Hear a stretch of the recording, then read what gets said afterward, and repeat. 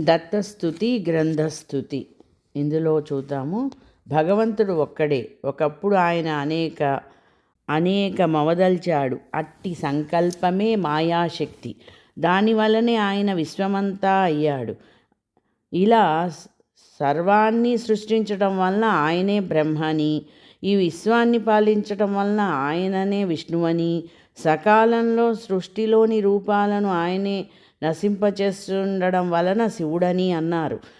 ప్రతి కల్పాంత ప్రళయానికి ముందు తరించకుండా ఉండిపోయిన జీవులు మరల జన్మించి అనుభవం ద్వారా పూర్వకర్మను రహితం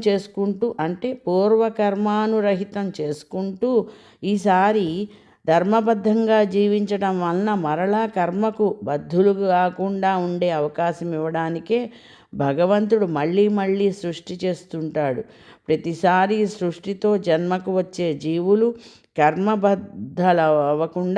కర్మబద్ధులవ్వకుండా జీవించగలడానికి మార్గం కూడా ఆ భగవంతుడే ఏర్పాటు చేస్తాడు. అందుకే ప్రతిసారి మొదట మహాయోగులైన సనకాది బ్రహ్మ మానస పుత్రులను, తర్వాత మహర్షులైన వశిష్ఠాది ప్రజాపతులను సృష్టిస్తాడు.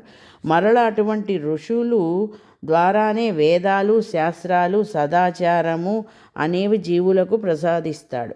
ఈ విషయం నిత్య జీవితంలో అనుక్షణం గుర్తుంచుకొని అటువంటి దీక్షతో మనము జీవించగలగడానికి సాధనంగానే మనము గోత్ర ఋషులను ప్రతి కార్యానికి ముందు సంకల్పంలో భాగంగాను పెద్దలను దర్శించినప్పుడు ప్రవర చెప్పుకొనడంలోనూ స్మరించడం ఒక సదాచారంగా మహర్షులు నిర్ణయించారు. అంతేకాదు అజ్ఞానం వలన జీవులు అనివార్యంగా చేసే దోషాలు ఎక్కువగా పేరుకొని ఆ ప్రజలే ధర్మబద్ధంగా బాహ్యమైన ఆటంకంగా ఏర్పడినప్పుడు దానిని తొలగించడానికి రాముడు, కృష్ణుడు వంటి అవతారాలు ఆ భగవంతుడే ఎత్తుతుంటాడు.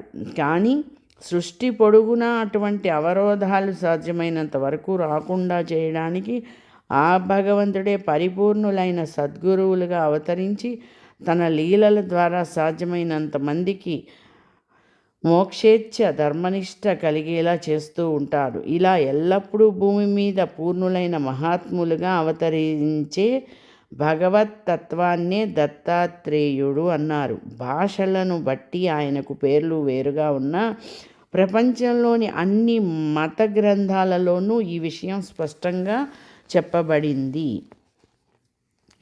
గ్రంథస్తుతి అంటే మనందరినీ సృష్టించడం వలన ఆయన భగవంతుడే సర్వులకు తండ్రి. తన నుండి ఏర్పడిన పదార్థాలతోనే మనను పోషిస్తుండడం వలన ఆయనయే జగన్మాత శాస్త్రాల ద్వారా మనకు హితం చెబుతున్నాడు కనుక ఆయనయే మనకు మిత్రుడు. ఆ ధర్మాన్ని నిగ్రహిస్తుంటాడు కనుక ఆయనయే ప్రభువు. అంటే ఆయనే మిత్రుడు, ప్రభువు, సద్గురువుగా అవతరించి మనలను అనుగ్రహిస్తాడు కనుక ఆయనయే గురువు కూడా. ఇలా ఆలోచిస్తే భగవంతుడే తన బిడ్డలమైన మనకు నవవిధ భక్తులతో సేవ చేస్తున్నాడు. చివరకు సద్గురువుగా మనకు ఆత్మసమర్పణ దత్తం చేసుకుంటున్నాడని అర్థం. అందుకే దత్తుడు అనే పేరు అనుగ్రహమూర్తి అయిన భగవంతునికి అన్నిటికంటే చక్కగా సరిపోతుంది. సర్వశక్తిమంతుడైన ఆయన శక్తిహీనులము అల్పజ్ఞులము అయిన మనకు సర్వము ప్రసాదించడమే కాక ఆత్మసమర్పణ కూడా చేసుకొనడంలోని ఆయన వాత్సల్యాన్ని అర్థం చేసుకొని ఎల్లప్పుడూ గుర్తుంచుకొని అందుకు తగినంతగా కృతజ్ఞతతో జీవించగలగడమే మన పరమ కర్తవ్యము. ఇలా జీవించగలిగినప్పుడు మనకెంతటి ధన్యత కలుగుతుందో అలనాటి పురాణ కథల నుండి నేటి మహాత్ముల అనుభవాల వరకు అన్నీ మనకు తెలుపుతాయి. అలనాడు అత్రి అనే మహర్షి తపోమహిమ చేత మూడు విధములైన అంటే ఆది భౌతికము, ఆది దైవికము, ఆధ్యాత్మికము తాపాలను తొలగించుకొని అత్రి అయ్యాడుట. ఆయన క్రోధాది దుర్గుణాలన్నిటికీ మూలమైన అనసూయను జయించి అనసూయాపతి అయ్యాడు. అందుకు మెచ్చిన భగవంతుడు అతనికి పుత్రుడై దత్తాత్రేయుడిగా జన్మించాడు. చరిత్రలో కూడా అనన్యంగా ఆయనను కొలిచిన వారికి అందరికో ఆయన దత్తమై వారిని తన ప్రతిరూపాలుగా రూపొందించి కృతార్థులను చేశాడు. అందుకే ఆ సేతు హిమాచల పర్యంతము దేశమంతటా నాటి నుండి నేటి వరకు భక్తులందరూ గురుధ్యాన శ్లోకం చదువుకుని త్రిమూర్త్యాత్మకుడైన ఆ దత్తాత్రేయుణ్ణే స్మరిస్తున్నారు. సర్వజీవులను ఉద్ధరించడమే తన అవతార కార్యంగా గల దత్తాత్రేయుడు చతుర్యుగావతారమని యోగేశ్వరుడైన చక్రధరుడు సూత్రపాఠ విచారము అనే గ్రంథంలో కీర్తించారు. రామ కృష్ణాది అవతారాల కంటే ముందే ఒకానొక వైశాఖ బహుళ దశమి గురువారం నాడు రేవతి నక్షత్రయుక్త మీన లగ్నంలో అంటే మీనాంశ యందు దత్తుడు అవతరించారని పురాణాలు చెబుతున్నాయి. ఈయన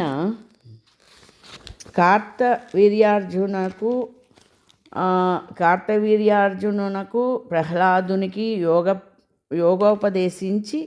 యోగము ఉపదేశించి కృతార్థులను చేసినట్లు పురాణాలు చెబుతున్నాయి. ఈయన ఇప్పటి నేపాల్ ప్రాంతంలోని చిత్రకూటం వద్దనున్న అనసూయ పహాడ్ అనే చోట మొదట అత్రిపుత్రుడుగా అవతరించారు. అందుకు గుర్తుగా ఇప్పటికీ అక్కడ ఒక దత్త మందిరం ఉన్నది. ఈయన తన అవతారం చాలించకుండా నేటికి నీలగిరి శిఖరాన సూక్ష్మ రూపంలో నివసిస్తుంటాడని మహనీయులు చెబుతున్నారు. ఈయన ఎందరో మహనీయులకు అనుభవగోచరమవుతున్నారు. ఈయన వాతరసేన అనే ఋషి సాంప్రదాయానికి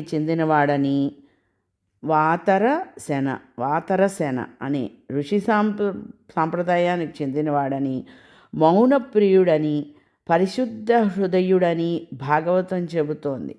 ఈ సాంప్రదాయం వారు శాంతులు, అమలులు, సన్యాసులు, బ్రహ్మజ్ఞానులు అని భాగవతము 11:647 చెబుతోంది.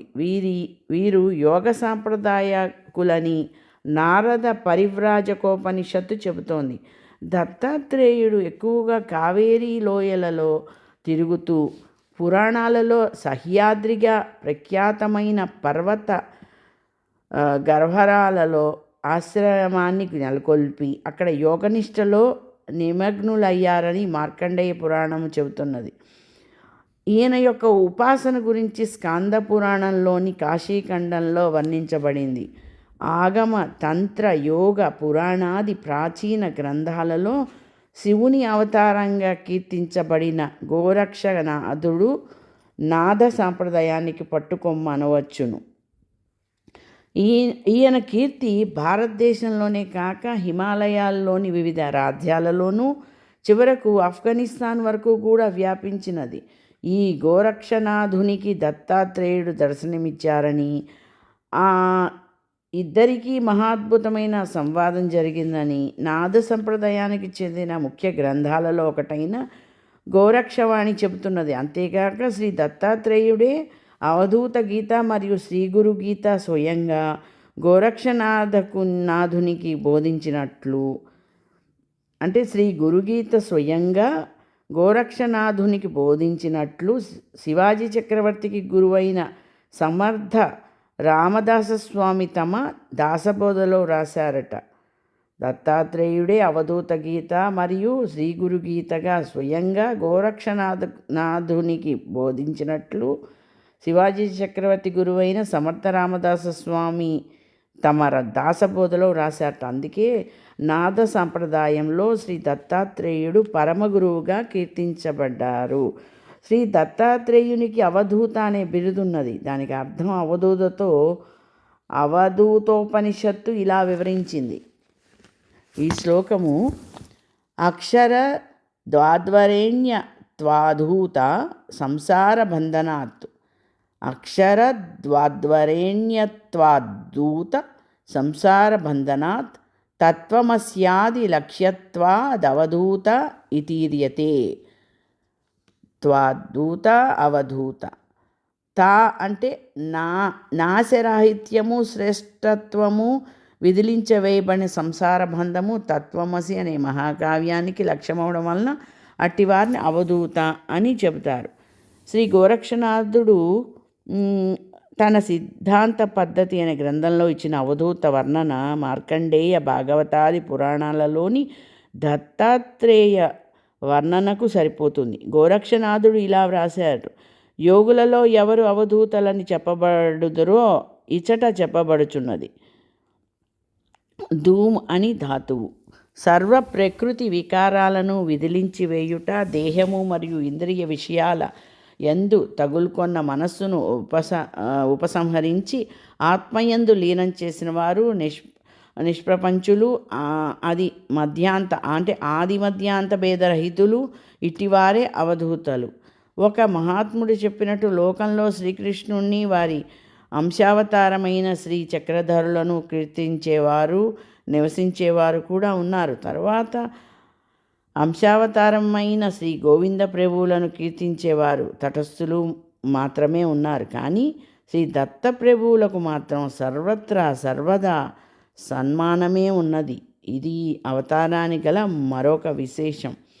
చారిత్రకమైన కాలంలో కూడా శ్రీ దత్తాత్రేయుడు ఎందరెందరో మహాత్ములను అనుగ్రహించి వారి చేత కీర్తించబడ్డారు. మహాయోగి అయిన జ్ఞానేశ్వరుడు ఒక అభంగలో స్వయంగా ఇలా కీర్తించాడు: మేరువుకు అవతల అంటే దక్షిణ దేశంలో కేచరీ ముద్రలో కూర్చున్న నిరాకారుడైన దత్తయోగి ధ్యానంలో గాఢంగా నిమగ్నుడై బ్రహ్మానందం అనుభవిస్తున్నాడు.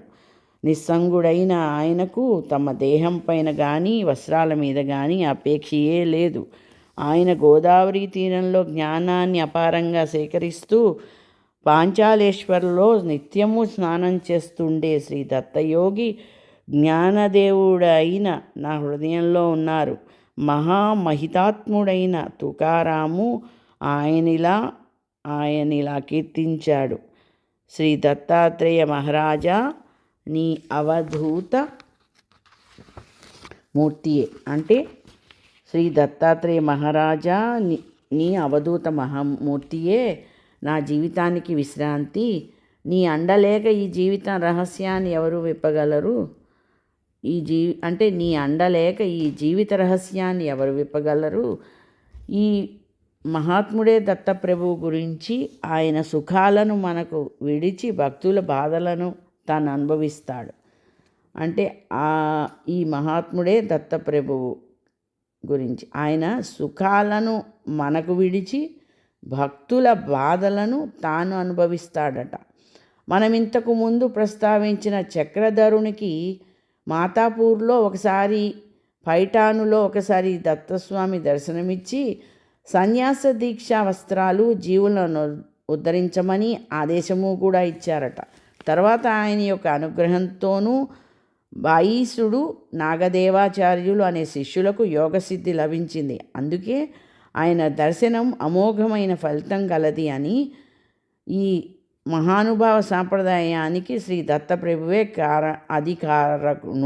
అధికారణుడుట అని చక్రధరుడు రాశారు. విచారవచనము ఇలాగే సమర్థ సంప్రదాయ ప్రవర్తకులైన శ్రీ సమర్థ రామదాస స్వామి, ఆయన శిష్యుడైన దినకర స్వామి కూడా దత్తస్వామిని సిద్ధపురుషులని కీర్తించారు.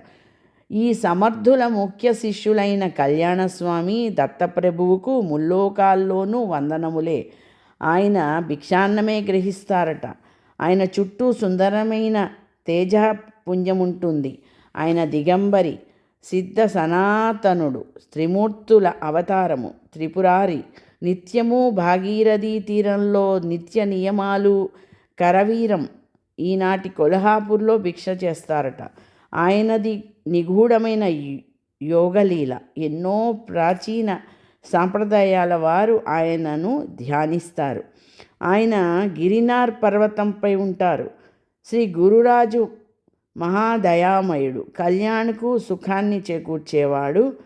ఆనంద సాంప్రదాయానికి కూడా మూలపురుషుడు శ్రీ దత్తాత్రేయుడేనని శ్రీధరస్వామి, శ్రీకృష్ణ దయార్ణవ స్వామి చెప్పారు. అలాగే చైతన్య సాంప్రదాయ ప్రవర్తకులైన రాఘవ చైతన్యుడు, కేశవ చైతన్యుడు కూడా దత్తప్రభువును పరమగురువుగా చెబుతారు. మనము ఇప్పటి వరకు దత్తస్తుతి గ్రంథస్తుతి యొక్క వివరణ తెలుసుకున్నాము. జై గురుదత్త.